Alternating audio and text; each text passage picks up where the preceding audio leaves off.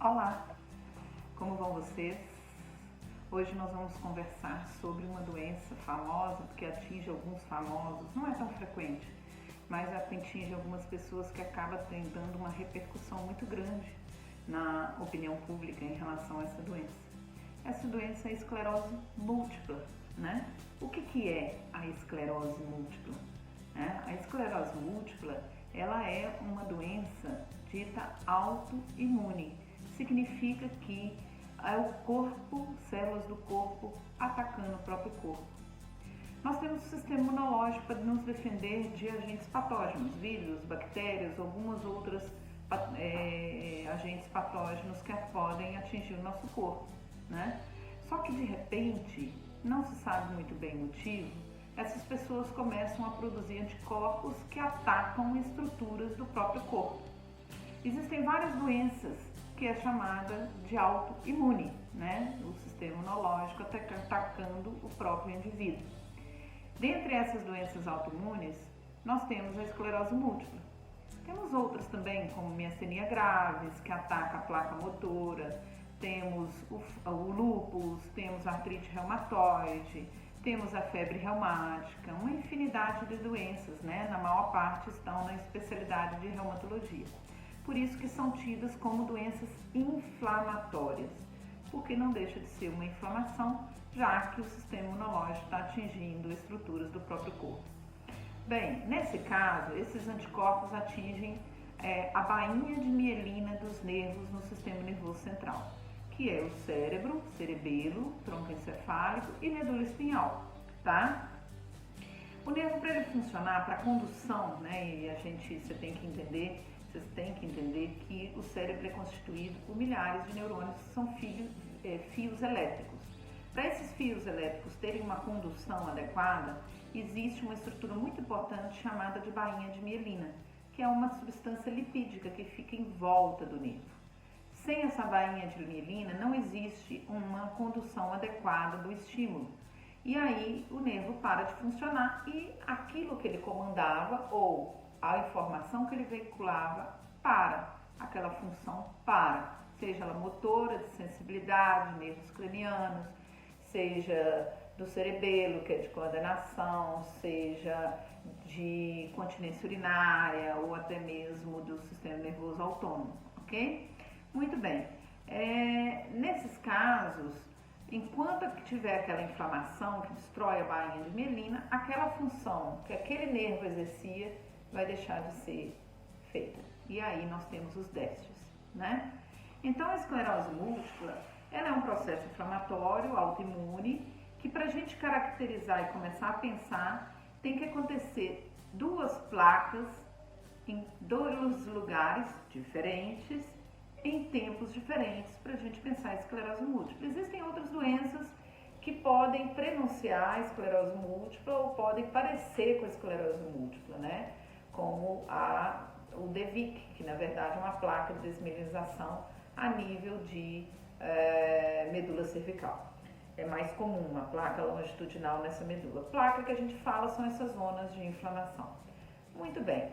Os sintomas da esclerose múltipla são os mais variados possíveis, a depender da região que foi acometida, né? Se é uma região motora, você vai ter um déficit motor, por exemplo, uma diminuição de força muscular no lado do corpo, como se fosse um derrame, um AVC. E muitas vezes a esclerose múltipla ela é confundida com um AVC. Muitos clínicos acabam tratando como um acidente vascular cerebral e na verdade é uma esclerose, né? É um sintoma da esclerose múltipla.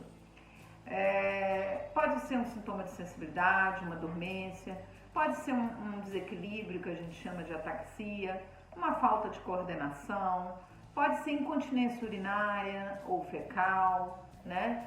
Pode ser uma série de sintomas que o paciente sente e aí vai, volta, pode ser recidivante, às vezes piora com os mesmos sintomas, às vezes com sintomas diferentes, porque tem placas que estão em locais diferentes, tá?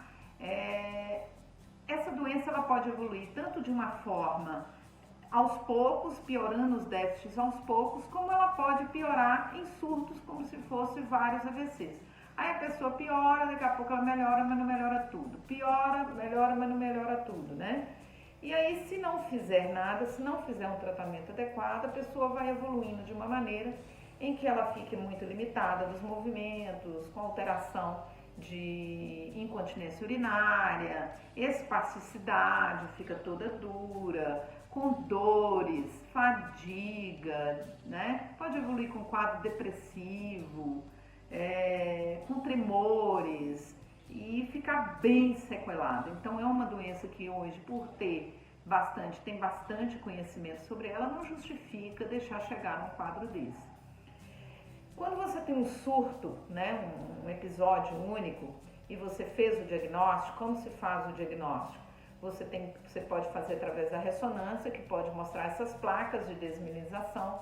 Você pode fazer através do líquor, que é coletado na medula espinhal ou suboccipital. Ali vai ser pesquisado a quantidade de células, vai ser pesquisado algumas dosagens de proteínas, de imunoglobulinas, que vão sugerir bastante o diagnóstico de esclerose múltipla. Você pode fazer exames de sangue para poder descartar outras patologias associadas, né? Entre outros exames que também podem ajudar no diagnóstico diferencial. O diagnóstico clínico é muito importante porque, às vezes, o paciente nem tem tanta queixa assim, e antes de aparecer os surtos, o paciente já pode ter um aumento dos reflexos, uma certa espasticidade que ele nem tinha notado antes, né? É uma doença que acontece mais em mulheres na idade entre 20 e 40 anos. Então, um sintoma que parece AVC nessa faixa etária, a gente já tem que ficar aceso para essa hipótese diagnóstica, né? O tratamento, ele vai depender da forma de progressão da doença.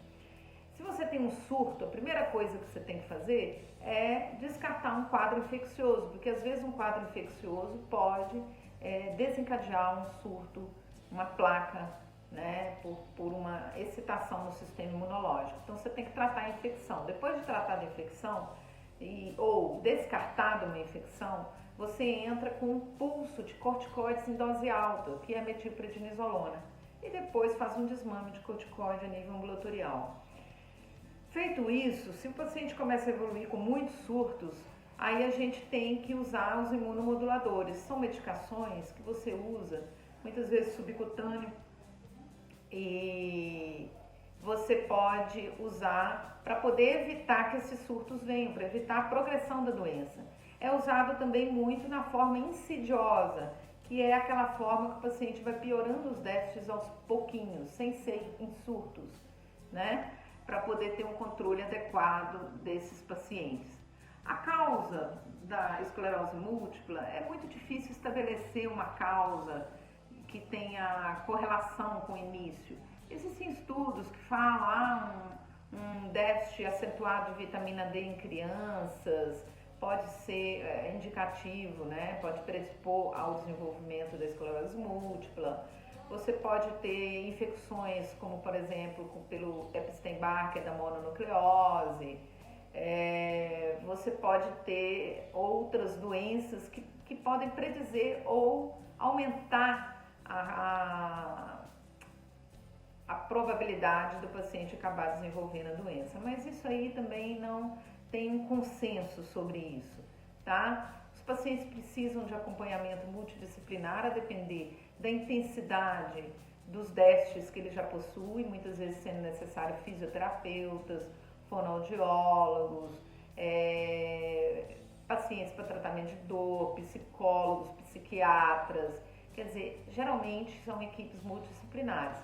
Muitos pacientes podem evoluir de uma maneira benigna, sem uma evolução muito dramática, né? Então não é assim, nossa, vou fazer o diagnóstico, pronto, acabou a vida. Não, porque hoje tem tratamento de várias maneiras.